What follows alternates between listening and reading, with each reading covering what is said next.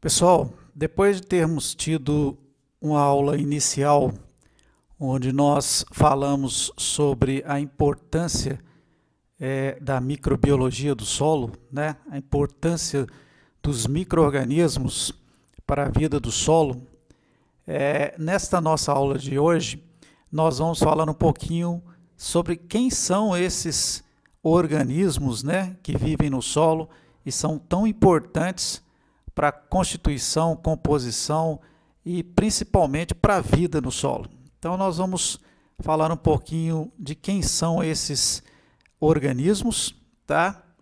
E falar mais uma vez da importância de cada um desses grupos de organismos que nós podemos encontrar hoje compondo o ambiente do solo, tá? Bem,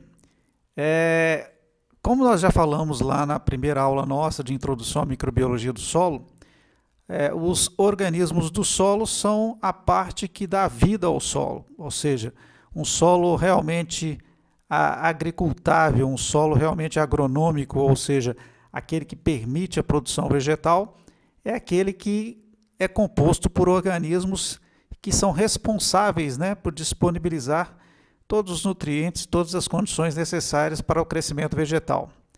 Então nós vamos ver um pouquinho aqui mais detalhes sobre esses organismos tão importantes para a produção vegetal, aí, ou seja, tão importantes para o solo. Bom, em termos de organismos, né, o solo ele é composto por organismos os mais variados possíveis, né? Nós temos uma grande diversidade de tipos de organismos que compõem o solo. E também a quantidade desses organismos no solo é muito variada. O importante é nós considerarmos sempre que são esses organismos realmente os componentes mais importantes para que o solo possa realmente permitir sustentar a produção vegetal. Em termos quantitativos, né, os organismos do solo, eles representam uma grande parte da constituição do solo, né?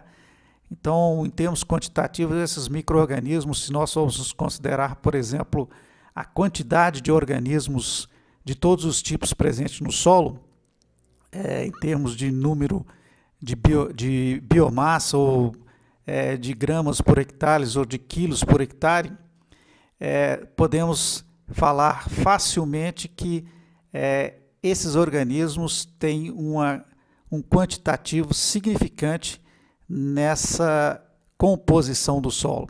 Só para vocês terem uma ideia, em média, nos solos, né, mais férteis, nos solos onde nós temos uma grande vida microbiana ou de organismos do solo, nós podemos ter cerca de até 10 toneladas por hectare desses organismos.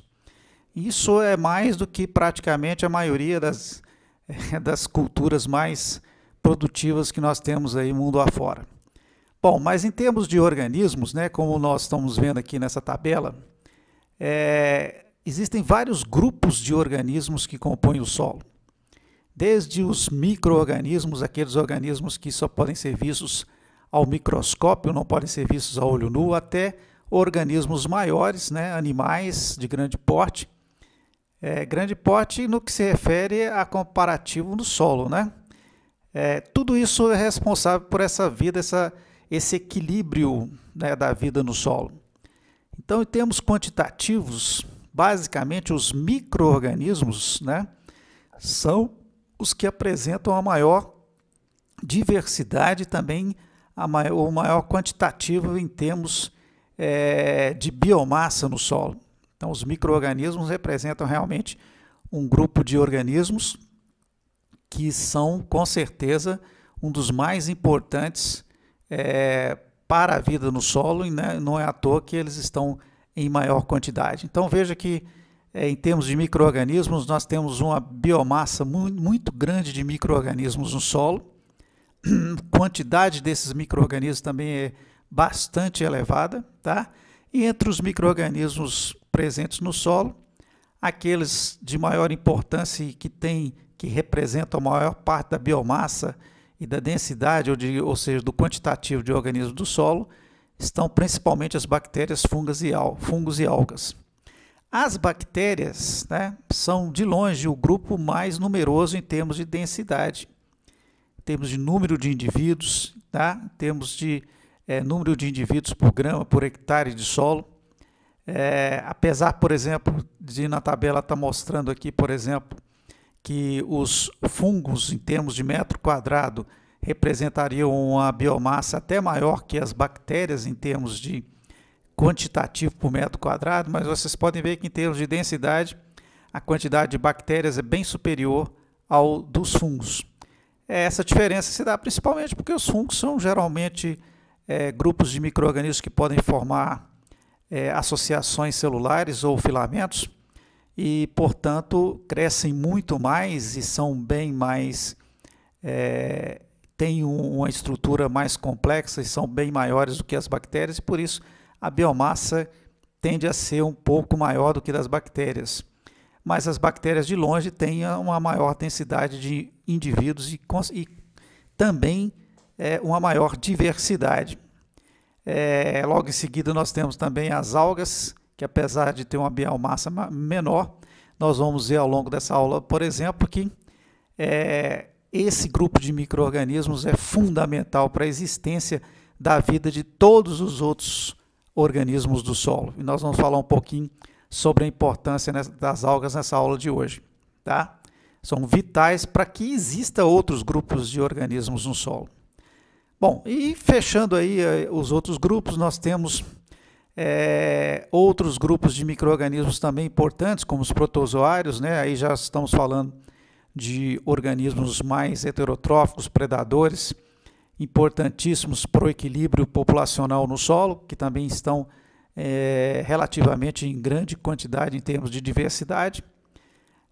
Depois temos alguns grupos mais intermediários em termos de tamanho, como principalmente os artrópodes que nós encontramos no solo, também fundamentais, até chegarmos também a organismos mais superiores, né, como os animais. Entrando aí vários grupos de organismos, anelídeos, artrópodes e outros que nós podemos encontrar no solo. Lembrando que o solo pode ter, inclusive, mamíferos e outros organismos que podem viver nesse ambiente aí. Então, a diversidade de organismos é muito grande. Cada um deles tem o seu papel e sua importância no equilíbrio das populações de organismos do solo. E nós vamos ver um pouquinho sobre essa questão nessa nossa aula de hoje. Se formos falar em termos de metabolismo, né, como é que esses organismos eles metabolizam matéria e necessariamente quem são eles no solo, para aqueles que ainda lembram das aulas de microbiologia geral, nós vamos encontrar no solo, basicamente, todos os tipos metabólicos possíveis que existem na natureza que os seres vivos podem executar. Mesmo porque nós estamos falando de um ambiente que tem como seus principais constituintes vivos micro-organismos como os procariotos bacterianos, que, como nós já vimos lá na microbiologia geral, podem executar um grande número de estratégias metabólicas para sobreviver, né? E essas estratégias foram evoluindo ao longo da história evolutiva dos organismos no planeta, e muitos desses organismos passaram a adquirir novas capacidades, mas ainda temos aqueles que podem exercer atividades ainda relacionadas a esses primeiros indivíduos. Então, em termos de metabolismo, o que nós podemos encontrar no solo aí? Dividindo aí, lembrando lá da microbiologia geral, esses organismos em termos de fontes de elétron, fontes de carbono e fontes de energia que eles podem obter para poder sobreviver nos solos, nós temos desde indivíduos que usam matéria inorgânica e gás como fonte de elétrons e gás carbônico como fonte de carbono, né, que representam principalmente aqueles organismos mais primitivos, tá? Nesse grupo de organismos nós podemos ter também dois grupos um que utiliza luz do sol, né, como fonte de energia, e aqueles que utilizam compostos químicos como fonte de energia. Então vamos relembrar um pouquinho aí da microbiologia geral. Quem seriam os fotolitotróficos? Os fotolitotróficos seriam aquelas bactérias que, apesar de usar energia luminosa, né, e usar CO2 do ar como fonte de carbono, elas usam como fonte de elétrons matéria inorgânica, tá? Isso quer dizer que essas bactérias elas fazem fotossíntese, síntese de compostos orgânicos a partir da energia luminosa do Sol. Porém, como a fonte de elétrons é compostos inorgânicos, essas bactérias não produzem oxigênio, ou seja, não geram oxigênio como produto secundário da sua fotossíntese. Então, são bactérias que realizam fotossíntese anoxigênica, né? Como as bactérias púrpuras, por exemplo, metabolizadoras de enxofre, por exemplo. Então, essas bactérias são representantes de grupos bacterianos mais primitivos, né? Provavelmente dos grupos que foram um dos primeiros a se instalarem no ambiente terrestre. Bom, e podemos ter também nesse grupo, né, aqueles que ao invés de utilizarem a luz, utilizam como fonte de energia compostos químicos. Então não são fotossintéticos, mas podem também utilizar como fonte de carbono o CO2 da atmosfera. Um outro grupo que nós vamos encontrar também são daqueles organismos que usam como fonte de elétrons matéria orgânica e fonte de carbono também substâncias orgânicas, né? Então, nesse grupo aqui, nós também podemos ter como fonte de energia bactérias que usam, né, a luz do Sol como fonte de energia, mas ao invés de usarem elétrons de matéria inorgânica, usam de matéria orgânica. Essas bactérias também, por isso que são púrpuras, esses grupos, são aquelas que fazem fotossíntese também anoxigênica. A diferença aqui é a fonte de elétrons, né? Umas usam compostos inorgânicos como fonte de elétron e outras usam matéria orgânica como fonte de elétrons. Esse grupo aqui que usa matéria orgânica como fonte de elétrons, normalmente não são as metabolizadoras de enxofre, já que o enxofre aqui é o fornecedor de elétrons aqui como composto inorgânicos para esse primeiro grupo. Então, os fotoorganotróficos, né, utilizam energia da luz foto, mais elétrons e carbonos, substâncias orgânicas, tá? Também nesse grupo podem ter os quimioorganotróficos, que não usam a luz como fonte de energia, mas usam outros compostos químicos como fonte de energia, tá? Nesse grupo entram principalmente aqueles decompositores, né, presentes no solo. E aí entram a maioria dos animais presentes no solo e também os fungos, né, que são organismos heterotróficos, mas que usam como fonte de elétrons compostos orgânicos e de energia também compostos orgânicos, tá? E finalmente nós temos aqueles organismos fototróficos típicos, né? Como geralmente se conhece o fototropismo, que é aquele fototropismo gerador de oxigênio, que são aqueles que realizam fotossíntese oxigênica, como as plantas, né, as algas e as cianobactérias. Relembrando, eles produzem oxigênio no metabolismo fotossintético, porque a fonte de elétrons é a fotólise da água, é a quebra das moléculas de água, gera então o CO2 que é liberado para a atmosfera. E a fonte de carbonos dele é o dióxido de carbono presente na atmosfera. Então, esses grupos são grupos também de fototróficos ou fotossintéticos, e neste caso, sim, a fotossíntese gera oxigênio para a atmosfera. Vejam que o ambiente terrestre, o ambiente do solo, é um dos ambientes mais diversos em termos de organismos, uma vez que abriga uma diversidade enorme de organismos capazes de executar uma diversidade muito grande também de processos metabólicos. Então, há uma complexidade muito grande de organismos vivendo no solo, que é um ambiente que propicia condições as mais variadas possíveis de sobrevivência. Bom, mais uma vez aqui falando em termos de densidade, né, dá para ver nitidamente nessa tabela que as bactérias são, de longe, né, aquele grupo que apresenta maior número de indivíduos por gramas de solo, por metro quadrado, por hectare, né? A própria biomassa por quilo por hectare também representa um quantitativo muito grande, só excedido pelos fungos, né, como nós falamos, devido principalmente ao tamanho. E quase que a mesma coisa em relação aos fungos, né? Fungos e bactérias são muito próximos em termos do percentual de peso do solo que esses grupos poderiam representar. E os outros grupos têm aí também a sua densidade de biomassa representados na tabela. Mas fungos e bactérias são realmente, em termos de quantitativos, os que mais representam os que de maior biomassa em termos de quantitativo no solo. E as bactérias, de longe, são as que têm o maior quantitativo numérico, densidade populacional, e também uma das que apresentam um dos maiores biomassa em termos de solo. Lembrando que tudo isso é variável de acordo com o solo, tipo de solo, com o tipo de solo, com o clima, com o ecossistema, com as condições do ambiente do solo. Nós vamos falar algumas delas daqui a pouco. Mais uma vez aí mostrando essa divisão em termos de organismos no quantitativo do solo. Vejam que bactérias são, de longe, os que representam o maior quantitativo.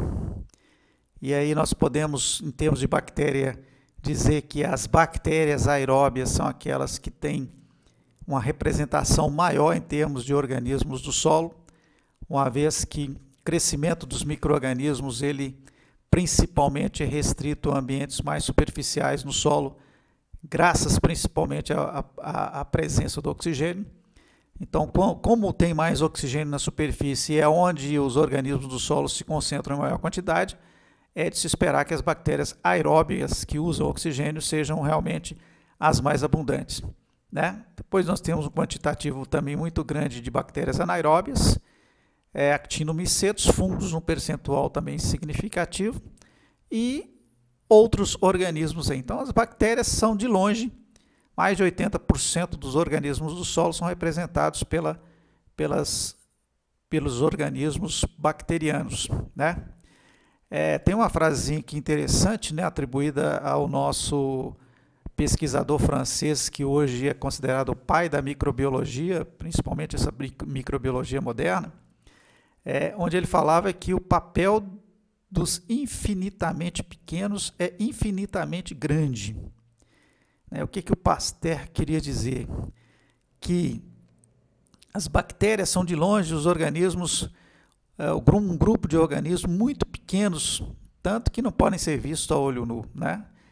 Mas, apesar do tamanho, as bactérias representam são basicamente os organismos mais importantes para a sustentação da vida do solo. Não só para a sustentação da produção vegetal, dos vegetais, mas para todo o equilíbrio ecológico no solo. Então, as bactérias são uma fonte primária de nutrientes, não só para as plantas, mas também para todos os outros organismos que existem no solo, agindo como decompositores, como fixadores de nitrogênio. Então, elas são, com certeza, infinitamente grandes na sua importância nesse ambiente do solo aí. Bom, em termos de micro-organismos, né, já falando aqui agora principalmente dos micro-organismos, que são o que nos interessa principalmente nessa disciplina, as bactérias do solo, que, como nós vimos, são o grupo mais importante, nós também já vimos também que a diversidade de tipos bacterianos são muito grandes. E essa diversidade se reflete no tipo de metabolismo que elas podem executar. Dependendo do tipo de metabolismo, obviamente, nós temos bactérias diferentes, com atividades diferentes e, consequentemente, com importância diferenciada no ambiente do solo. Então, nós temos desde bactérias autotróficas, aquelas que fazem fotossíntese, seja oxigênica ou anoxigênica. Temos bactérias heterotróficas, que são aquelas que não fazem fotossíntese, que não podem obter o próprio carbono, então dependem de outros organismos para isso. Então, aqui entram principalmente os decompositoras e outros tipos de bactérias no solo. As bactérias podem viver em ambientes com oxigênio aeróbias ou sem oxigênio anaeróbias. Podem viver em um perfil de temperatura bastante variado, nós vamos falar disso na aula de hoje, desde temperaturas mais medianas até temperaturas mais altas, então podem ser desde mesofílicas a termofílicas, né? E nós temos aí também uma infinidade de funções que as bactérias podem exercer. Entre as mais importantes, nós podemos destacar principalmente a fixação de nitrogênio, né? Produção de compostos nitrogenados que podem ser aproveitados pelos vegetais e também por outros micro-organismos, tá? Processos fundamentais para o ciclo do nitrogênio, como a desnitrificação, que nós vamos falar mais com detalhes mais para frente, mas que é responsável pela devolução do nitrogênio para a atmosfera, tá? E também podem exercer funções fundamentais, como a decomposição, que é o que mantém a vida no planeta. E para decompor certos compostos, principalmente celulósicos, pectinas e outros, só micro-organismos e principalmente bactérias têm esta capacidade. Mas além desses compostos, as bactérias podem degradar, teoricamente, qualquer composto orgânico que exista na natureza. Então, a manutenção dos ciclos biológicos, né, como essa figura aqui mostra, desde a fixação de nitrogênio atmosférico para fornecer nitrogênio para as plantas e através da cadeia alimentar para os animais, a decomposição de restos de animais vegetais que também fornecem compostos nitrogenados para as plantas e outros organismos do solo e até a devolução do nitrogênio novamente para a atmosfera. Então, as bactérias realmente são, com certeza, os organismos ou os micro-organismos que mantêm a vida no solo e podemos dizer, com certeza, também a vida no nosso planeta, principalmente no ambiente terrestre. Então, em termos de bactéria, como a gente falou, né, é o grupo mais variado, mais numeroso, mais diversificado. É difícil até estimar quanto de bactéria em termos de densidade de biomassa que existe no solo, tá? E essa dificuldade de se estimar esse quantitativo, ele é reflexo principalmente de limitações no que se refere às técnicas que nós utilizamos para poder quantificar essas bactérias em termos numéricos no solo. E por que essas limitações? Porque o ambiente do solo ele é muito complexo. Como nós acabamos de ver, existe uma infinidade de micro-organismos e outros organismos convivendo no solo. O solo não é um ambiente homogêneo, pelo contrário, é um ambiente extremamente heterogêneo. A cada centímetro de solo nós temos condições variadas e isso determina, obviamente, a ocorrência de organismos diferenciados. Então, e isso é difícil de reproduzir em laboratório, né, através de técnicas de detecção e contagem de micro-organismos, porque reproduzir essas condições em laboratório é muito difícil. Por isso, nós hoje temos a ciência de que as bactérias que nós conhecemos hoje existentes no solo não representam muito pouco do que realmente existe em termos de diversidade. E nós vamos falar um pouquinho sobre isso mais para frente e como a gente está vencendo essas limitações aí. E quem seriam, teoricamente, as bactérias mais abundantes? Teoricamente, as heterotróficas, né? Aquelas que utilizam outros organismos ou matéria orgânica para sobreviver. Então, quanto maior, principalmente a abundância de matéria orgânica, maior é o quantitativo dessas bactérias. E a gente estima que sejam basicamente o grupo mais numeroso pela facilidade de detectar esses grupos, né? É muito complicado você reproduzir uma condição autotrófica, né, no laboratório para que um organismo vivo consiga crescer e se desenvolver, mesmo porque os autotróficos são autônomos, então eles necessariamente não precisariam das condições que a gente fornece em meios de cultura para que bactérias possam crescer. Então, eles crescem basicamente utilizando gás carbônico da atmosfera e luz solar. Então, é mais fácil cultivar heterotróficos em laboratório do que necessariamente outros grupos aí.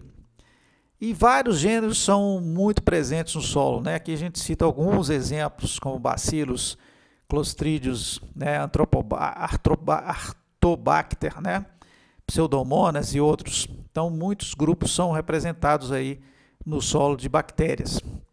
E as cianobactérias também é um grupo muito importante no solo. Não em termos quantitativos, mas em termos de importância. E por que as cianobactérias são importantes? Porque elas basicamente são quem dá as condições para que existam outros organismos no solo. Quando a gente fala que as cianobactérias são as pioneiras, é porque cianobactérias podem surgir em solos nus, em rochas, onde não existe nenhuma matéria orgânica, porque não existe ainda nenhum outro organismo vivo. E como que isso é possível? É possível porque as cianobactérias são fototróficas, então elas não dependem de outros organismos vivos para poder obter carbono e energia, tá? E são capazes de fixar seu próprio nitrogênio, então não dependem de outros organismos para obter compostos nitrogenados. Então, teoricamente, as cianobactérias podem crescer aonde não existe nenhuma outra forma de vida. E aí daí vem a importância das cianobactérias, porque à medida que elas se instalam em ambientes onde não existe nenhuma outra forma de vida, ela passa a ser as primeiras formas de vida, as pioneiras.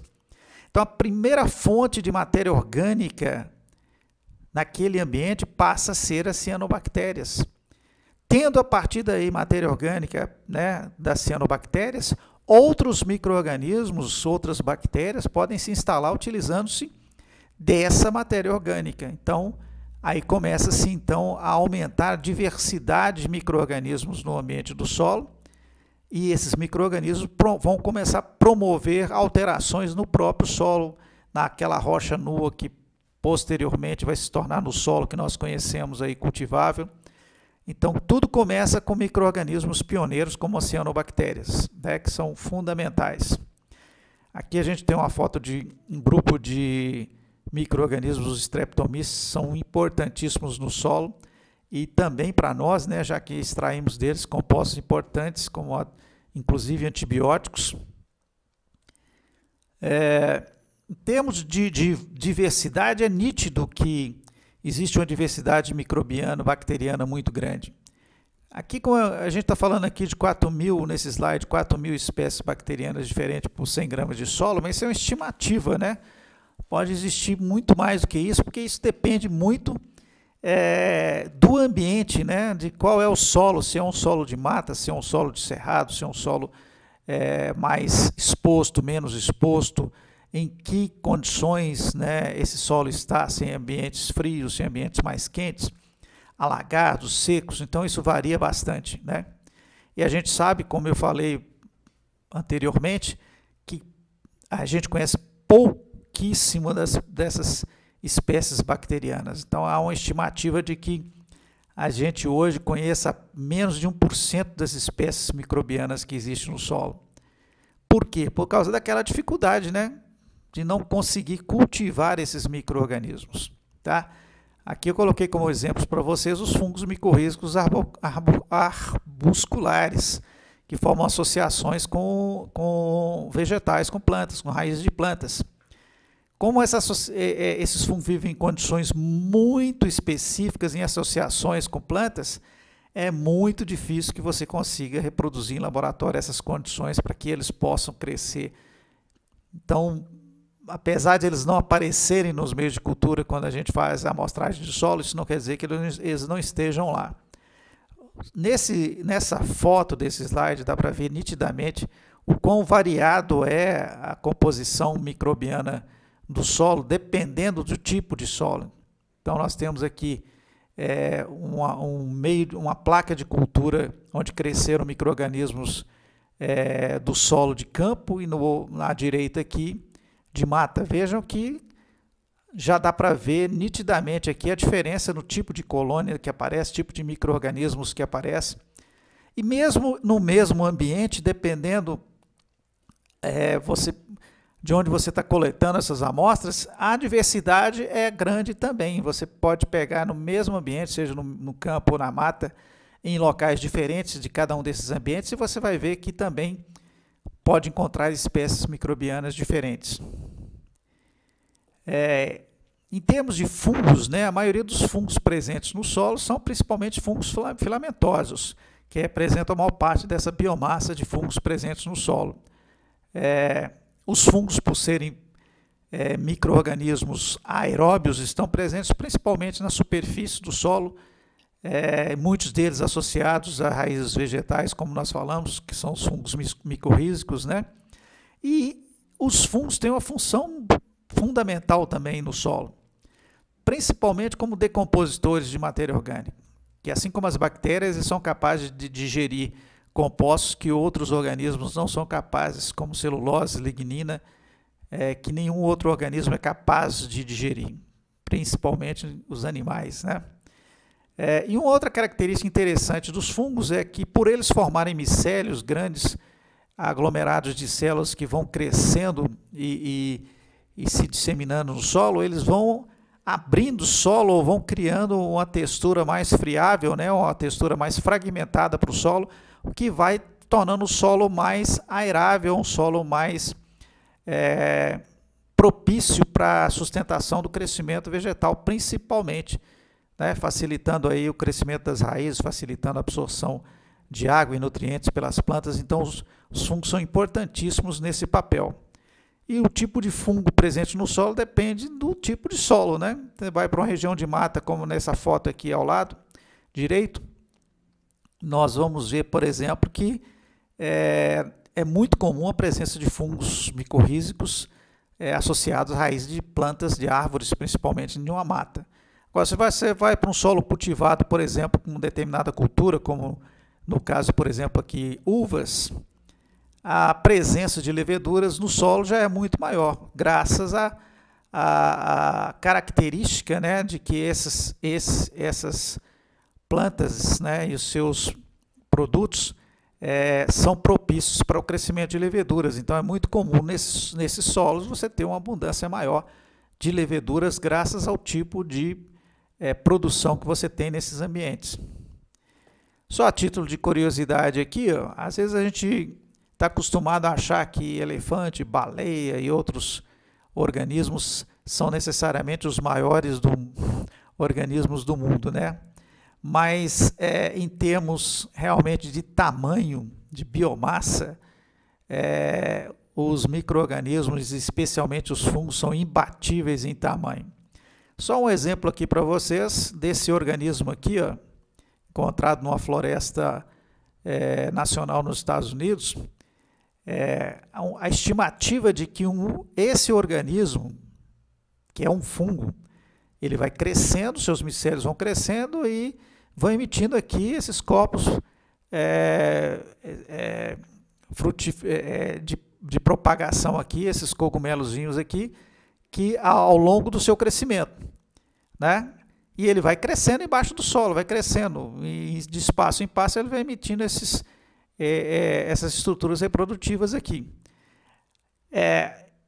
E esse crescimento é monstruoso, né? Uma estimativa que esse organismo aí, por exemplo, ele tenha ele tem uma biomassa aí estimada, não se sabe hoje, obviamente, quanto que já está, em mais de 600 toneladas, um único organismo, que pode estar vivo aí há quase 10 mil anos, sabe-se lá, de 8 a 10 mil anos, né?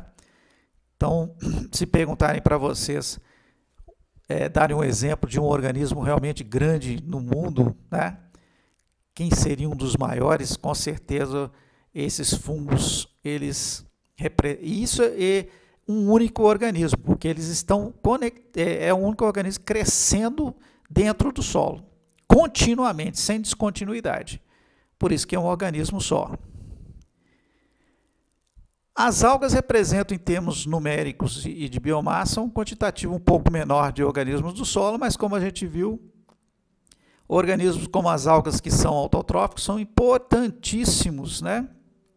Devido à sua capacidade de produção de matéria orgânica própria, uma vez que são fotossintéticos. E por serem fotossintéticos, obviamente, são organismos que só sobrevivem na superfície do ambiente do solo.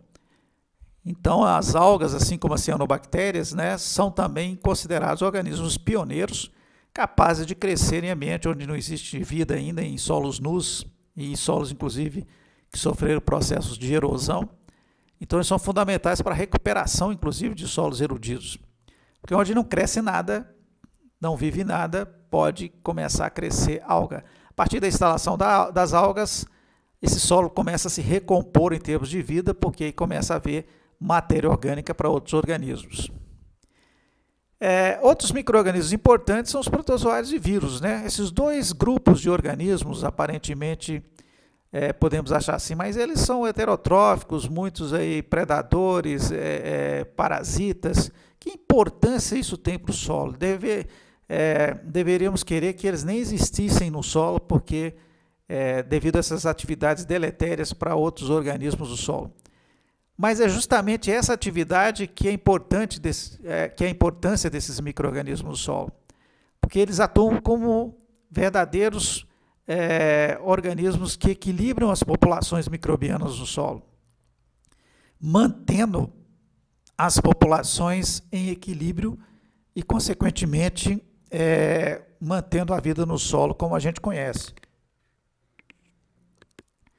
Assim como no caso dos animais também nós temos um equilíbrio ecológico mantido por predadores e presas, carnívoros e herbívoros, por exemplo.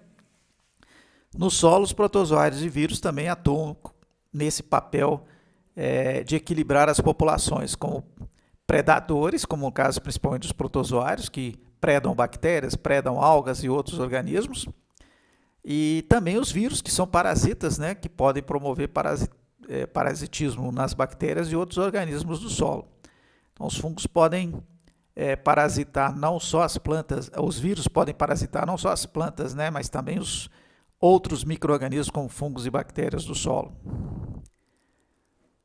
Em termos de vírus, né, nós no solo principalmente eles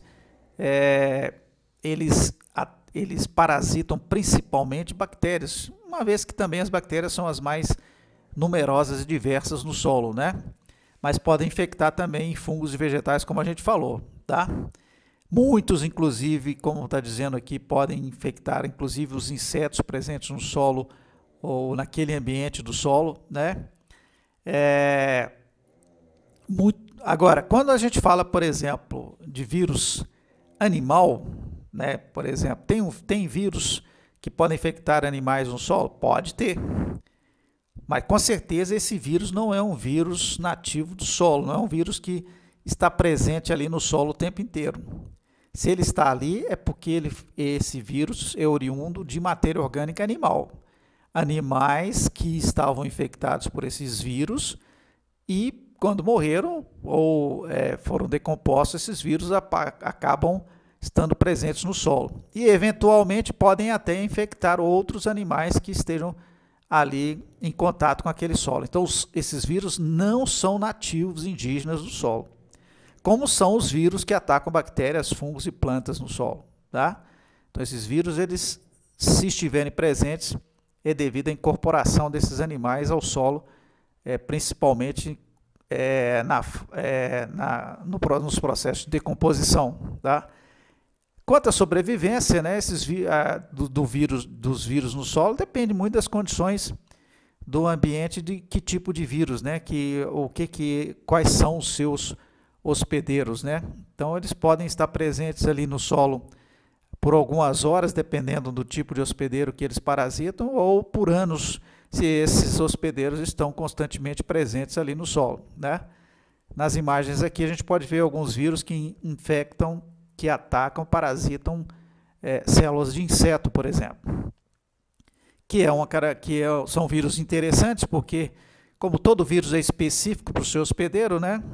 Se esse inseto, por exemplo, for uma praga, né, na sua cultura, o uso desses vírus pode ser interessante para eliminar essa praga sem afetar as plantas e outros organismos, uma vez que todo vírus ele é um parasita específico.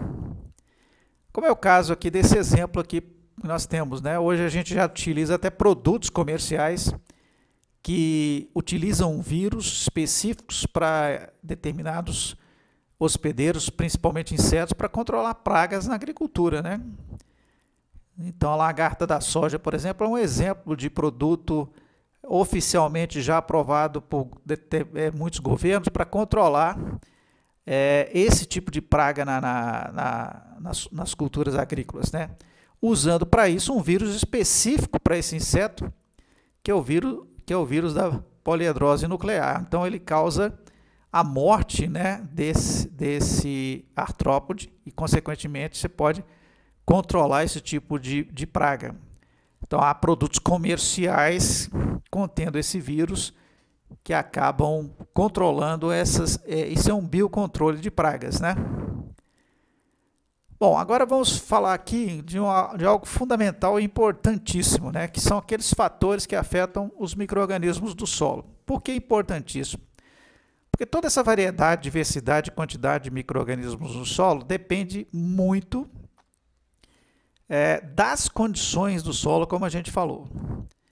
Então, que tipo de bactéria, que tipo de fungo, que tipo de alga ou de outros organismos, artrópodes e assim por diante está presente no solo, depende não exclusivamente deles, mas das condições ambientais, as condições e interações, né, naquele ambiente onde ele vive.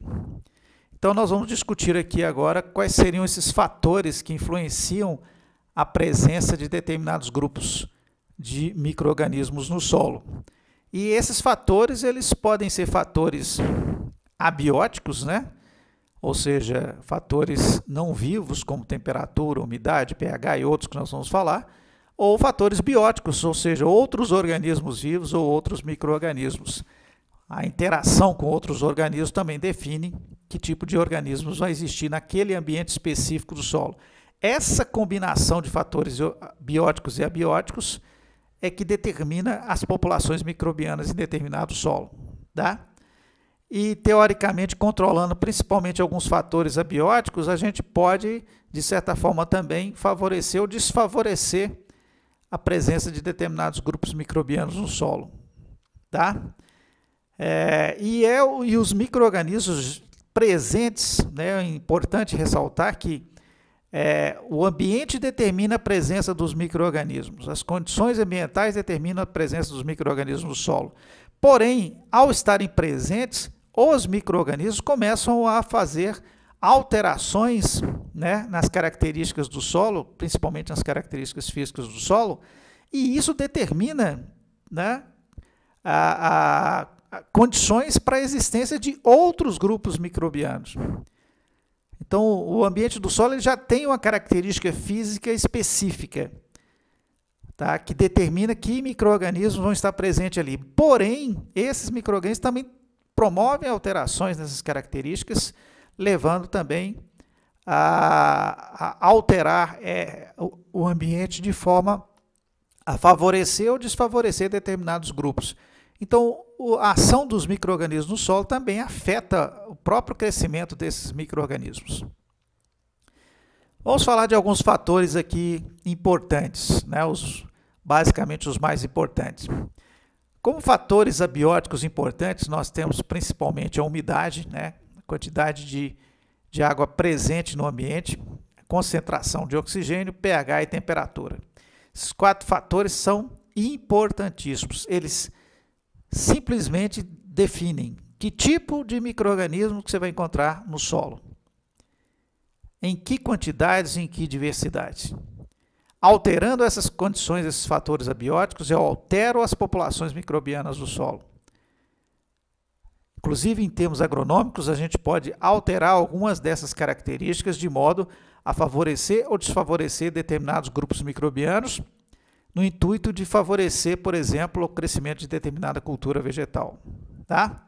Lembrando que os conteúdos de umidade e oxigênio são diretamente relacionados, né? Ou seja, a presença de umidade está relacionada também a um conteúdo maior ou menor de oxigênio no ambiente, devido à dificuldade, por exemplo, da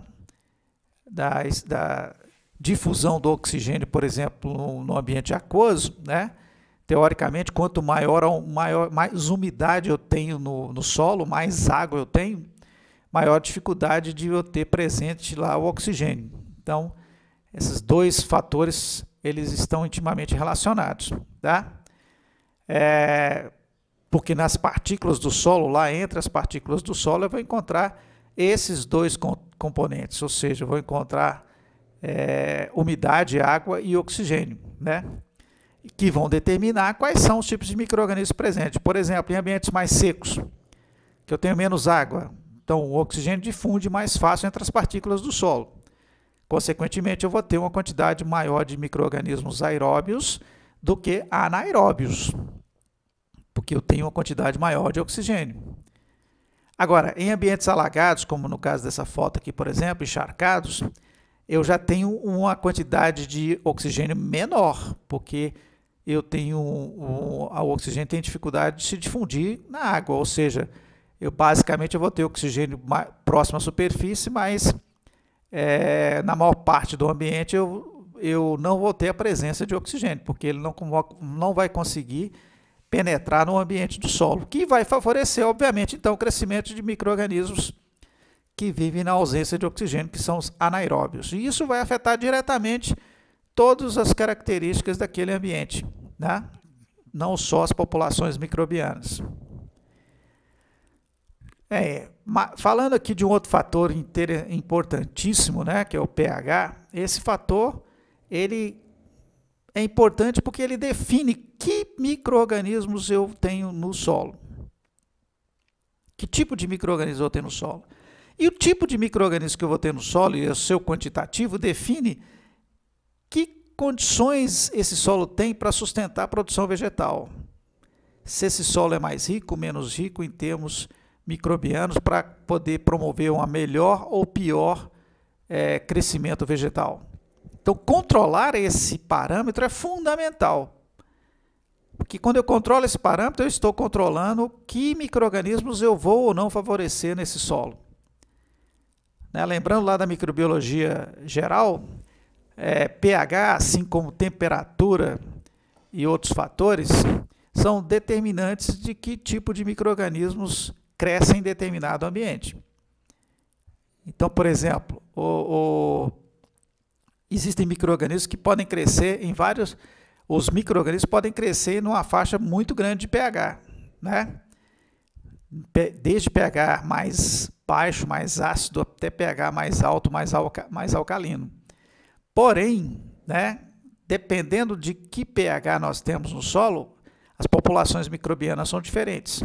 Então, por exemplo, as bactérias, as principais bactérias do solo, decompositoras, bactérias fixadoras de nitrogênio e outras fundamentais para o crescimento vegetal.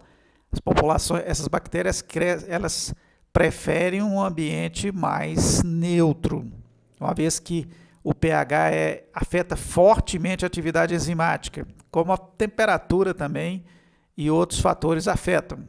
Então, pH muito baixo ou muito alto, muito ácido ou muito alcalino, ele pode dificultar o crescimento da maioria das bactérias. Por isso que solos muito ácidos ou muito alcalinos, eles não são solos tão bons para o cultivo agrícola, justamente porque por causa da ausência da maioria das bactérias importantes no solo, né?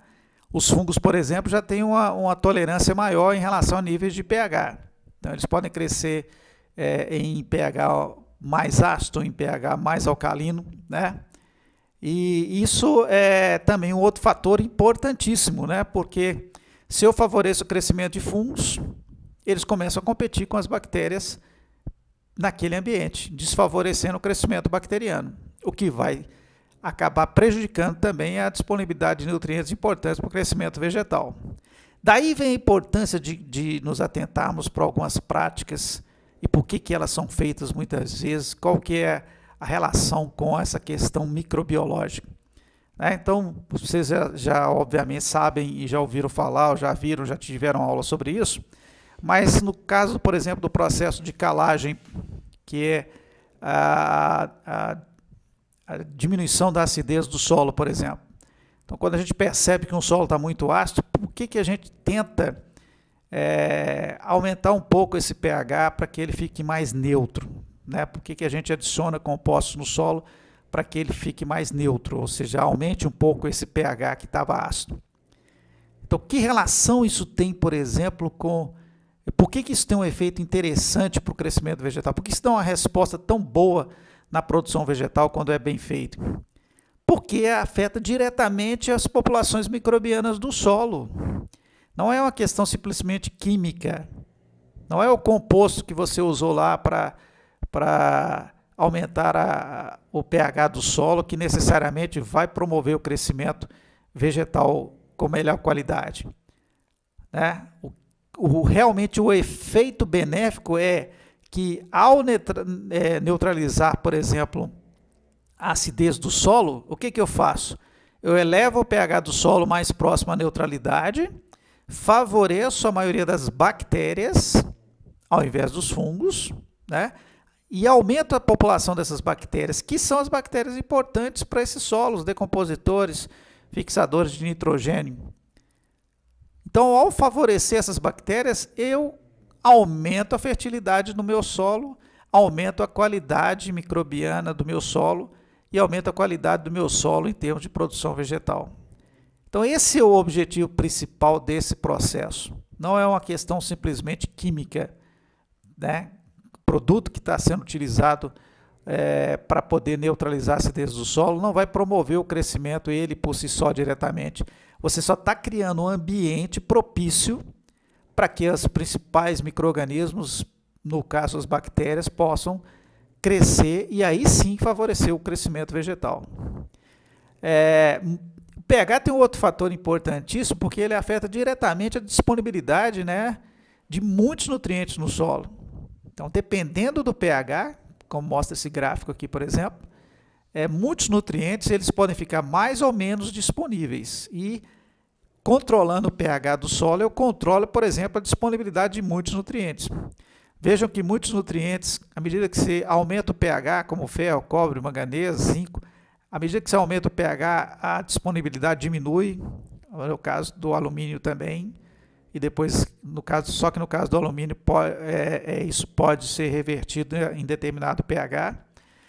Outros se mantêm um pouco mais constante com a variação do pH, mas vejam que existe uma variedade de alterações nos componentes do solo, nos componentes químicos, de acordo com o pH.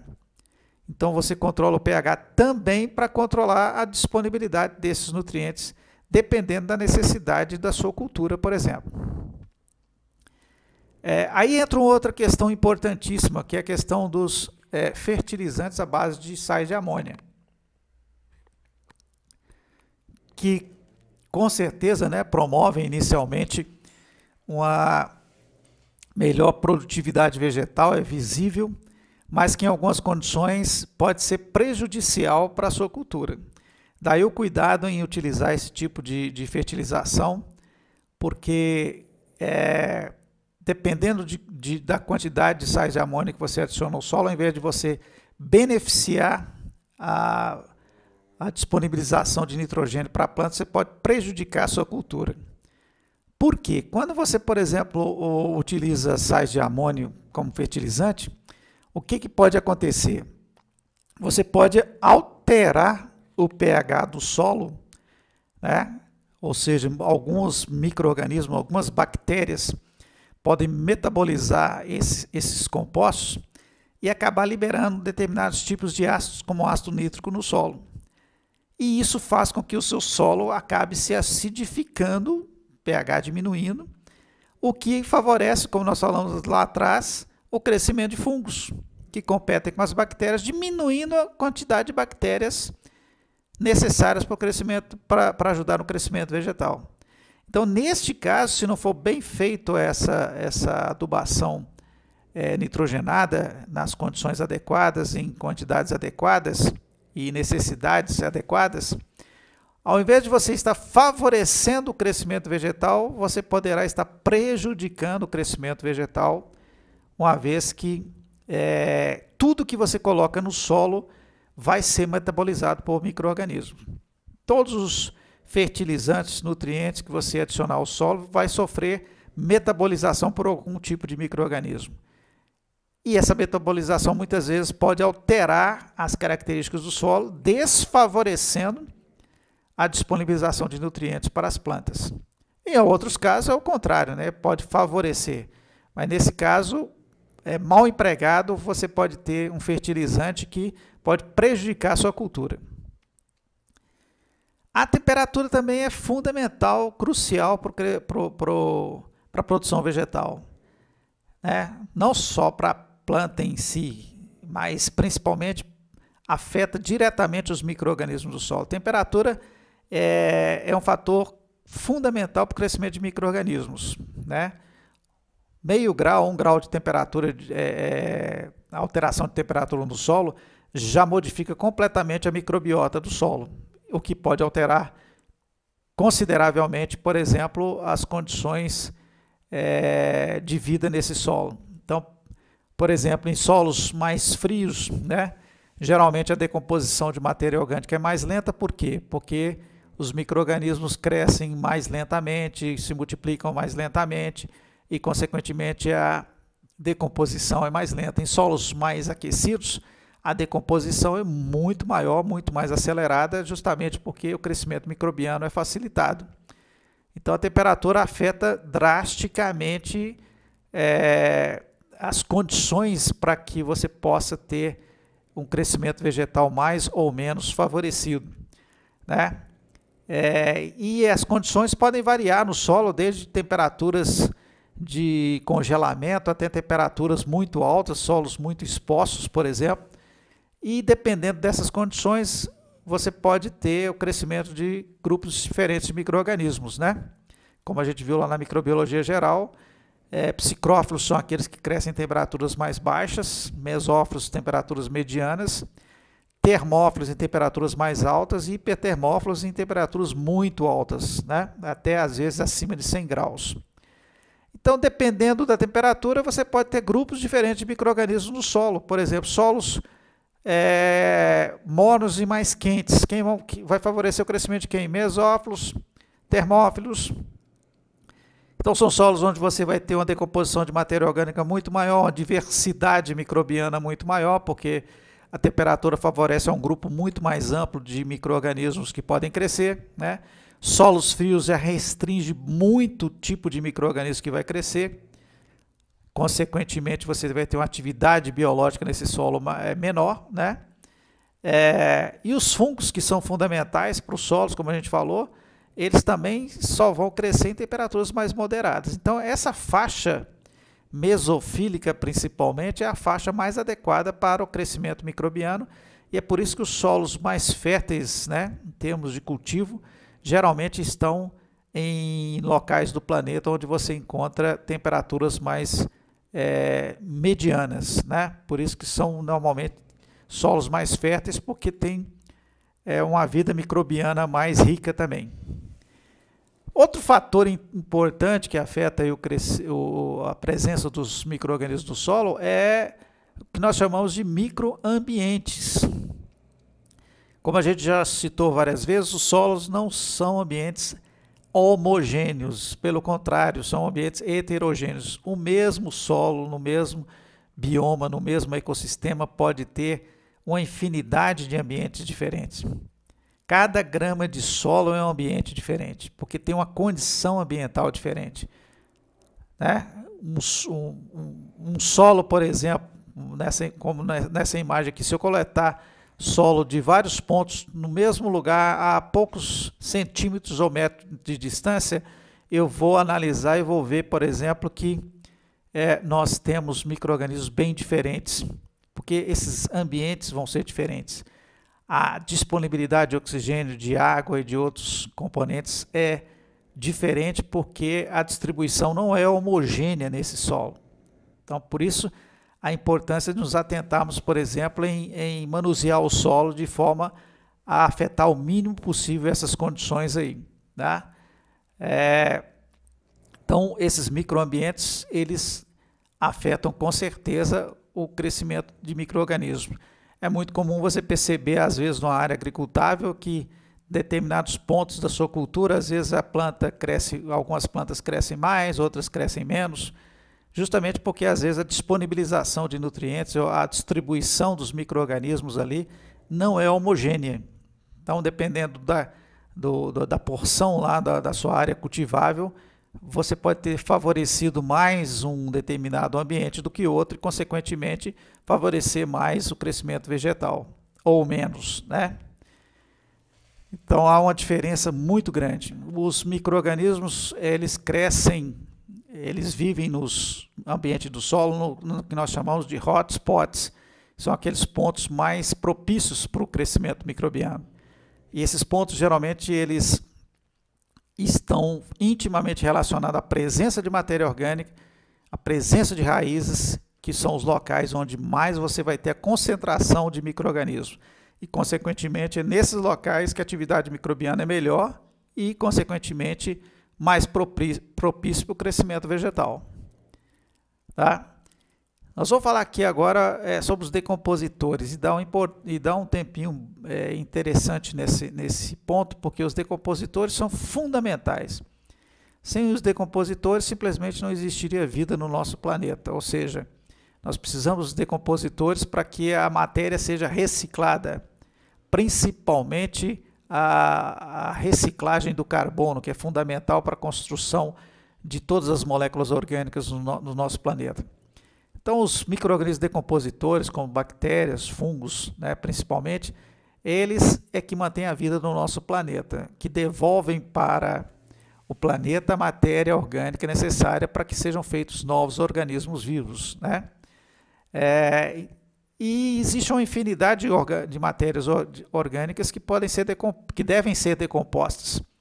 E os micro-organismos podem decompor praticamente todas essas moléculas, né? E são somente os micro-organismos capazes de decompor todos os tipos de moléculas orgânicas. Animais e vegetais, por exemplo, podem digerir vários tipos de moléculas orgânicas, mas algumas não são passíveis de degradação por animais. Então, além das comuns, como glicídios, proteínas e outras, muitos materiais, principalmente de origem vegetal, não são passíveis de decomposição por organismos que não sejam os micro-organismos, por exemplo. Como o exemplo aqui da celulose, lignina e pectina, que só podem ser digeridos por micro-organismos. No caso da celulose, são principalmente bactérias que podem fazer isso e alguns fungos. Então, poucos micro-organismos são capazes de digerir celulose, e se não fossem eles, a celulose se acumularia e não seria decomposta.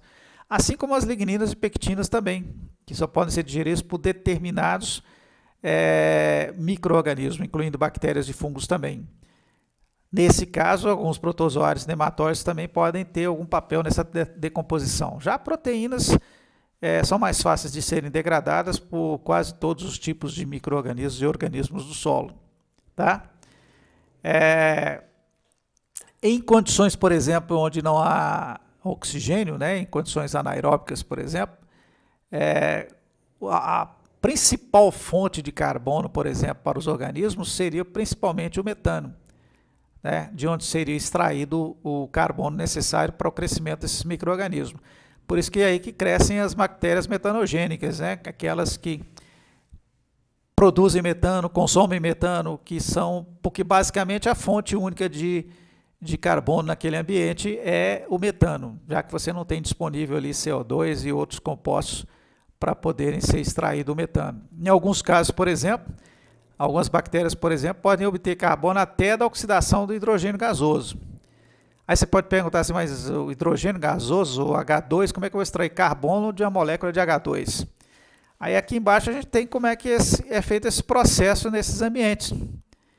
Né? O gás hidrogênio, o hidrogênio gasoso, por exemplo, ele combina-se com dióxido de carbono, formando metano. A partir daí, então, esses organismos podem utilizar o carbono presente no metano. Né? Por isso que nós falamos que eles podem tirar do hidrogênio gasoso, nessa sequência química específica aí. Há uma infinidade de moléculas orgânicas aí, então, na natureza que podem ser decompostas. Teoricamente, toda e qualquer molécula orgânica existente no nosso planeta pode ser decomposta por um tipo determinado de organismo, de micro-organismo, né? Para cada um dos compostos naturais que existem na natureza, você tem um tipo de organismo que pode ser capaz de decompô-lo, reciclando a matéria. O grande problema hoje na natureza são os componentes químicos sintéticos que nós produzimos. Como eles não são comuns na natureza, não existiam na natureza, é difícil você muitas vezes encontrar algum organismo capaz de decompor. E por isso que muitos deles podem se acumular na natureza por muitos e muitos anos, porque não são substâncias que existem naturalmente na natureza, e causando então uma poluição frequente na natureza. A decomposição também é fundamental para poder fornecer nitrogênio para os sistemas vivos. Nitrogênio, que é um elemento fundamental, uma vez que compõe as proteínas, e basicamente a maior parte dos compostos da biomassa no planeta é composto de proteínas, né? Então sem esse elemento não teríamos proteína, e grande parte do nitrogênio usado para formar proteínas, seja por micro-organismos, seja por vegetais e animais, através da cadeia alimentar, é feita através do processo de fixação. E a decomposição, ela fornece matéria necessária para que bactérias possam transformar a matéria orgânica em elementos disponíveis para serem absorvidos, por exemplo, pelos vegetais e depois transferidos para os animais nas cadeias alimentares, né? A fixação, que nós vamos estudar com detalhes mais para frente em uma aula, ela pode ser feita por micro-organismos que vivem livremente no ambiente do solo, nesse caso principalmente se aproveitando desse processo de decomposição para poder extrair o nitrogênio necessário para fornecer para a cadeia alimentar. E existem também aqueles fixadores especializados, né? Aqui a gente tem uma foto aqui mostrando nódulos formados por colônias de bactérias fixadoras de nitrogênio em raízes de plantas. Então, nesse caso, são micro-organismos que pegam o nitrogênio direto do ar e transferem para esses vegetais, fornecendo os compostos nitrogenados que ele precisa. E nós vamos ver isso com detalhe. Então, a fixação pode ser feita por micro-organismos que estão associados intimamente com outros organismos, como os vegetais, ou pode ser feito livremente, bactérias livres lá no solo, pegando principalmente essa matéria decomposta aqui, transformando em compostos nitrogenados que ficam biodisponíveis, tá? Bom, há uma outra coisa importante, um outro fator importante, já chegando ao final aqui da nossa aula de organismos do solo, que é o que se refere aos patógenos no solo. Então, o solo não é um ambiente apenas de micro-organismos bonzinhos que vão ajudar nossas culturas a produzir. É também um ambiente muito perigoso em determinados aspectos, porque nele também você pode encontrar vários patógenos ou organismos que podem causar doenças, inclusive em humanos ou animais. Claro que é mais comum você ter o solo afetando diretamente os vegetais em termos de doenças e de patógenos, uma vez que as plantas estão diretamente, intimamente ligadas ao solo, mas também o solo pode apresentar alguns patógenos que eventualmente estejam presentes ali, como a gente falou, não indígenas, mas através da decomposição de animais, a presença de animais, eles podem parar no solo e contaminar outros animais, né? Alguns exemplos aqui que a gente pode dar é o gênero Clostridium de bactérias, que é um gênero que se encontra com muita frequência no solo, e algumas espécies desses gêneros podem ser muito perigosas para animais e para o homem também, como é o caso do Clostridium tetani, que você pode ter ele no solo.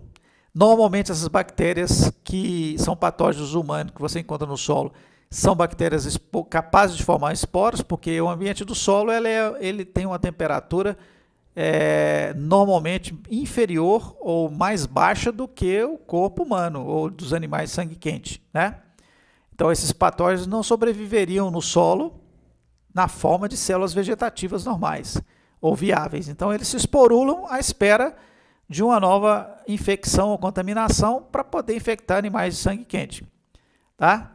Então, o Clostridium tetani, por exemplo, ele pode ser introduzido no seu corpo a partir do momento que você tem contato com essa bactéria que esteja presente algum material ou utensílio que causou ferimento no seu corpo, e ao penetrar nesse ferimento ele pode acabar entrando no seu corpo.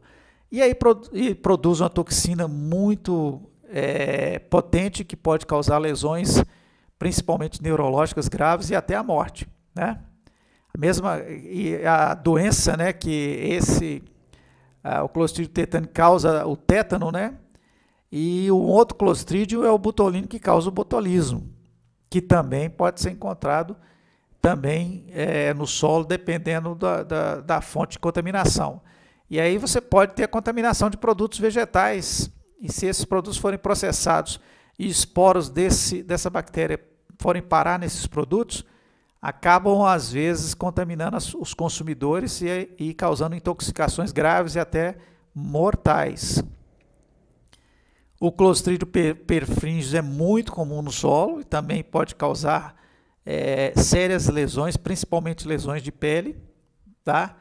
Essas gangrenas aqui, ó, gasosas, são provocadas pela fermentação dessa bactéria na pele da pessoa, um processo anaeróbio, tá? E que pode causar um problema sério para as pessoas infectadas. Outra bactéria também que tem um ciclo que pode passar no solo é a da bactéria Bacillus anthracis, que causa normalmente doenças em ruminantes, né? Quando esses ruminantes eles têm acesso, comem às vezes produtos vegetais que estejam infectados com esporos dessas bactérias. Só que daí pode acabar passando, né, para os seres humanos através da ingestão de carne desses animais, ou mesmo de insetos que tenham picado esses animais e transferido para o homem, ou até mesmo o contato direto com esses endosporos aí, com esses esporos presentes aí na natureza, né? Então é um outro, e pode causar também infecções sérias e até mortais. Bem, pessoal, essa foi só uma visão breve, tá, dos micro-organismos do solo, que nós queríamos passar aqui para que vocês tivessem uma visão geral de quem são eles, a importância dos principais grupos, tá? E vocês entendessem o papel de cada um desses grupos nesse ambiente tão importante, tão diverso que é o ambiente do solo. E por aqui a gente fica então, e depois nós vamos dar continuidade aí falando um pouquinho mais sobre alguns processos específicos que esses organismos executam no solo.